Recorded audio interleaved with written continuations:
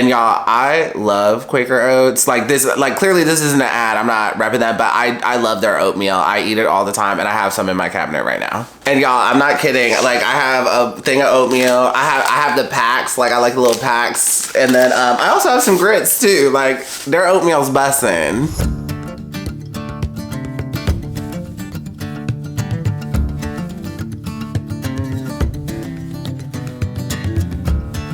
Hi everyone, my name is Dimitri and welcome back to Dimitri 2. The Bachelorette, Golden Edition. Let's talk about it. As always, if you're enjoying my videos, please go ahead and pound that like button, pound that subscribe button, and ring that notification bell. I'm a growing YouTuber and the like subscribes really help me out. Sorry everyone for the delay on this video. Normally I have been filming on Saturdays, but this past Saturday I got a flu shot and y'all, that knocked me out. I was so tired. I was like, I can't film a video. And then the next day I had plans that I really couldn't change. So I started filming kind of late. But we're here, we're pushing through. Let's talk about Joan. And there's not gonna be a lot of graphics on this video just because I'm trying to get this video to y'all faster. So if you want graphics, like watch the episode or something. Okay, so the episode starts and there's just one thing I want to point out. So Pascal says he doesn't know how to cook, he doesn't know how to clean, and he doesn't know how to do laundry, and I'm pretty sure he has the money that he does not have to like learn to do those things. And random sidebar, if you live in a major city, getting your laundry sent out really is not that expensive. So I've known some people in New York who do it on occasion, and then I live in DC and you could do it here, and he lives in Chicago, which is an even cheaper city, so it's probably not that bad. And don't get me wrong, it's way more cost effective to just do your laundry yourself, but if you are super bent on not doing your laundry, if you had to get it sent out, it's not like terrible. And during that moment, I did think it made Pascal look kind of bad, but in his defense, more of the contestants are probably like this, they're just not vocal about it on TV. And like, not to be mean, but like most of these guys come from a different generation, and I'm sure most of them did not know how to cook until their wives passed and they were forced to learn. Like I don't think Pascal's the only one like this.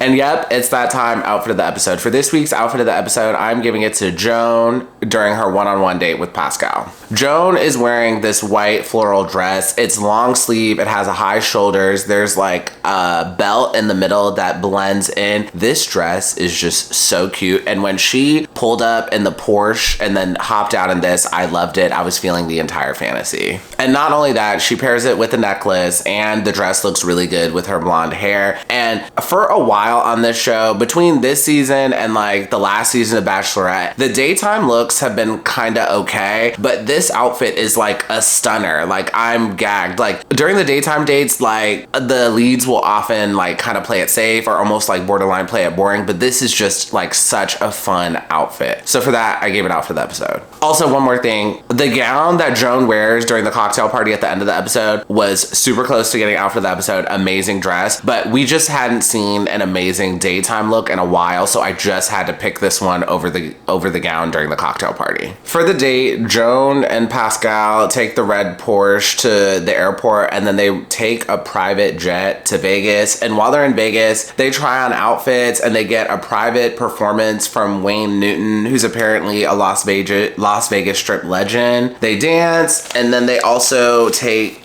the High Line, I think, the High Roller, and then they get to see views of the city. So don't get me wrong, this is like a once in a lifetime date. This is an amazing date, but personally, I would rather take a private jet to somewhere else other than Vegas. So I've never been to Vegas, but honestly, it doesn't seem to be all that. And then also, Joan and Pascal didn't even get to gamble. So like, what's the point? Like, this would have been a better date. Like, so if we took a private jet to Vegas and then we got to see like Kylie Minogue at her residency or like some other artist, and then we got to gamble or go to the club or something, then that would be a cool date. But just to like listen to Wayne Newton, try on some outfits, and then go on the high roller, like we did not need to take a private jet to do all that. Next, if you made this far in the video, please go ahead and pound that like button for the YouTube algorithm. But I will say the red number that Joan tried on was very Vegas, but it was cute. I also like that silver number, that dress she tried on, that one was cute too. Anyways, we move on to the night portion, and Pascal looks really good. He has on this like I don't know if it's a tux or if it's suit. I think it may be a tux, but it's like a deep navy blue and a black, and it looks really good. Anyway, so Pascal grew up very poor, and his parents didn't show him too much love and too much appreciation. And he eventually had an opportunity to move to the States. He moved to the States with nothing. He didn't know any English, and he eventually turned into the all-American dream. And then Pascal ends up getting the rose. Again, this season for me, it's really tough to tell who Joan likes, because at the moment, I don't think she's really feeling Pascal too hard. After that, we move on to the group date, and it's the Quaker Oats Kick Bowl, which is a kickball game sponsored by Quaker Oats. And y'all, I love Quaker Oats. Like clearly this isn't an ad. I'm not repping them, but I love their oatmeal. I eat it all the time, and I have some in my cabinet right now. And y'all, I'm not kidding. Like, I have a thing of oatmeal. I have the packs. Like, I like the little packs. And then I also have some grits too. Like, their oatmeal's bussin'. So there are a few things I want to mention about this kickball game. First, so in kickball, you can throw the ball and hit someone and get them out, but I do not recommend doing that, because if you throw the ball and hit someone, the ball is still in play. So like, if you have people on the bases, they can still run, but like when you throw the ball can go anywhere, and it kind of gets out of control. So you can, like, the other team can gain bases while the ball's out of control, and you don't really want to throw it. Like, you can, but it's really not ideal. Next, they were playing on a big field. They were playing on like a full baseball field, and like, I don't know why ABC did that. Like, you can like just get some cones and make the field like a little smart. Like, when we played kickball, when I played like recreational a few years ago, like,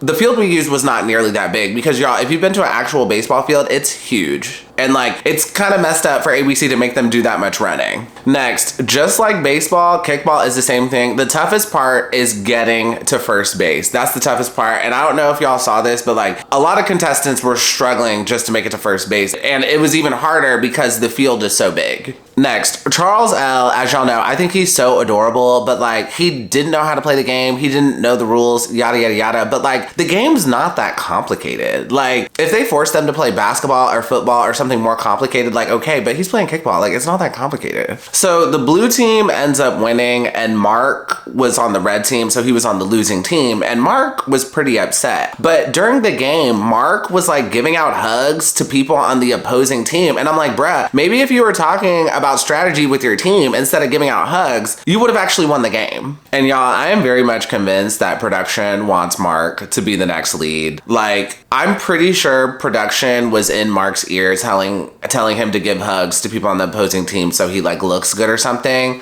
And I'm sorry, y'all, Mark is hot, but he's so boring. Like, I just don't see him carrying a season. And like, I don't know if y'all noticed this contrast, but when Pascal went on the one-on-one with Joan, he was so excited and so full of life. Like, it was fun to watch. Mark is often just really boring on camera. Like, again, ABC keeps pushing this, and I don't think we should go in that direction. Next, earlier in the episode, Charles L. talks to Guy about some of the instances surrounding his wife's death. And during his wife's death, there was some like blood on her mouth, and Charles L. had constantly wondered what that was, and he never knew. And he talked to Guy about it, and because Guy's like an ER doctor or something, he explains that she likely bit her tongue. And Charles finally got like the closure about why that happened. And Charles was on the winning team, so when he got some one-on-one time with Joan, he talked about this discussion he had with Guy with Joan. And Joan was like so happy for him that he got the closure and opened up about this, yada, yada, yada. So I'm so happy for Charles L. I'm glad he got some relief. I'm glad he got some more clarity. But y'all, this really just shows me that he's not ready to move on. Like, in these one-on-ones,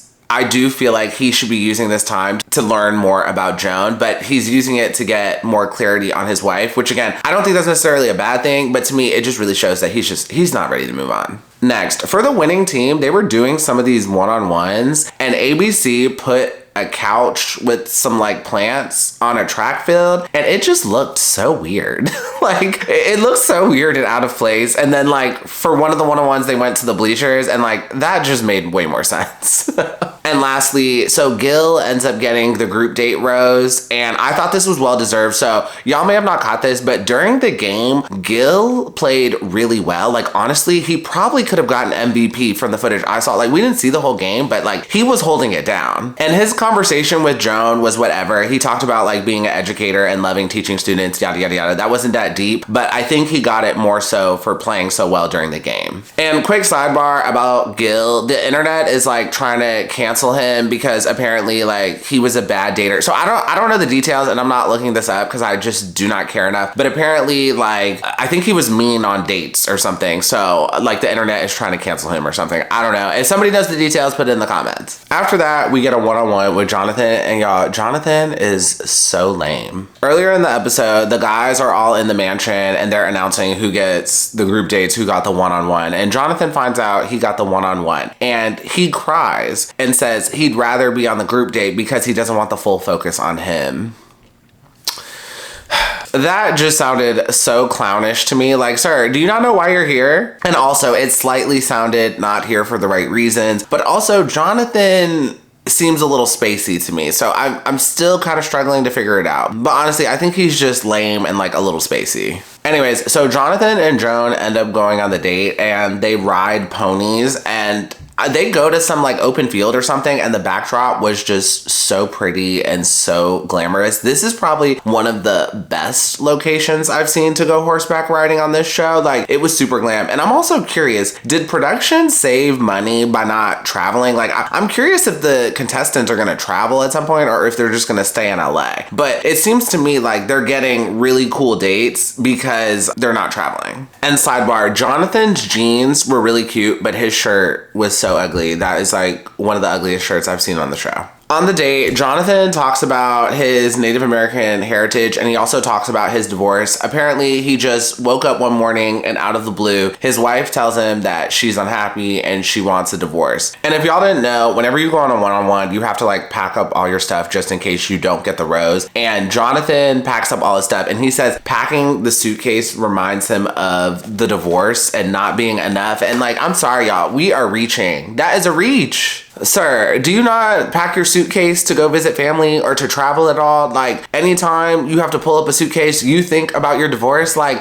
y'all, that seemed like such a reach. I'm sorry. And maybe I sound mean, or maybe I just don't care for Jonathon much, but I thought that was a reach. What did y'all think? Let me know below in the comments. And like, I'm sure Jonathon is a great guy, but like, Jonathon just seems to be one of those people where like life just kind of happens to him. Like, he just doesn't seem like he's in control of his life. It just seems like it just happens to him. And like, I just don't really care for people who kind of have that view. Anyways, I think Joan thinks Jonathon is cute, but I don't think he's like a top contender. I think maybe he'll make top 6. And then Joan gets emotional at the end of the date because a hawk passes and it reminds her of her husband, and then her mom is also sick back at home. And to me, that was just another sign that Joan is probably not going to pick Jonathon, because normally if you really like a guy, he'll probably get your mind off of what's happening at home, but Jonathon wasn't able to do that, so I don't think Joan's really feeling him. After that, we move on to the cocktail party, and Joan's gown was absolutely gorgeous. So during the cocktail party, Joan opens up to the rest of the guys, and she tells the guys that she's not being open enough and will be more vulnerable. She tells the guys that she misses her family and her mom is sick, and she feels guilty a bit for dating. And y'all, I'm sorry, this whole thing felt a little performative to me. And then a lot of the contestants were responding like, oh my God, I'm glad she did that. She was so open. She was vulnerable. Specifically Gary. Gary was like, she is so strong. She is so vulnerable. And y'all, that felt performative to me too. Like, this whole situation felt like that moment when Leia threw her date card in the fire and everybody was crying and they were all holding her hand. Like, it felt like that.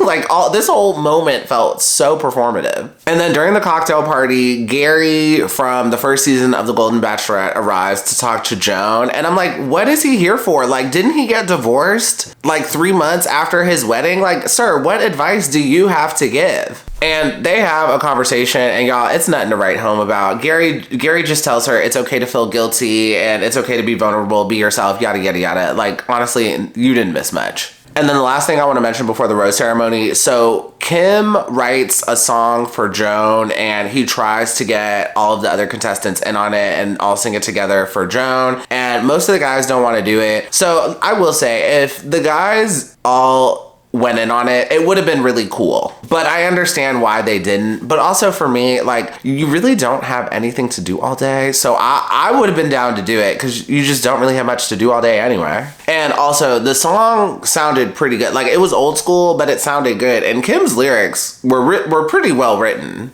So later in the episode, Guy and Kim end up singing it for her, and that was such a cute moment. And just overall, on the Golden Bachelorette, the contestants do such a good job to make the lead feel special. Like, this is possibly the biggest contrast between Bachelorette and Golden Bachelorette. I'm sorry, y'all, but on regular Bachelorette, the contestants don't give a like, they really don't. Like, it's just so interesting to watch the contrast because these contestants try so hard every episode to make her feel special, and it's just interesting to watch because you rarely see this on the normal Bachelorette. And it's only the Bachelorette that's like this. On the Bachelor, like, the contestants are often fighting to the death to win. Like, it feels like a competition and they are working hard, but on the Bachelorette, it's just not like that. And for me, that's one of the good points about the Golden Bachelorette over the Bachelorette. It's just refreshing to watch these contestants just like try so hard to make her feel special. After that, we move on to the rose ceremony, and Greg, CK, and Kim all got eliminated. The biggest upset was Kim. I thought Joan really liked Kim, but I guess I was wrong. Also, I'm starting to think Joan is not gonna find love from this. Like, so far, the best contestants to me seem to be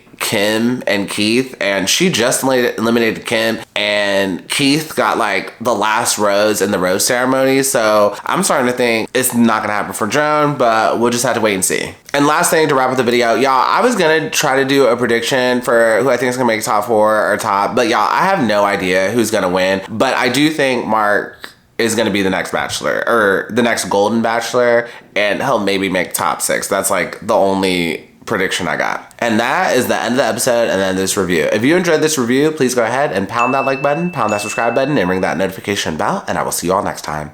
Have a good one. Bye.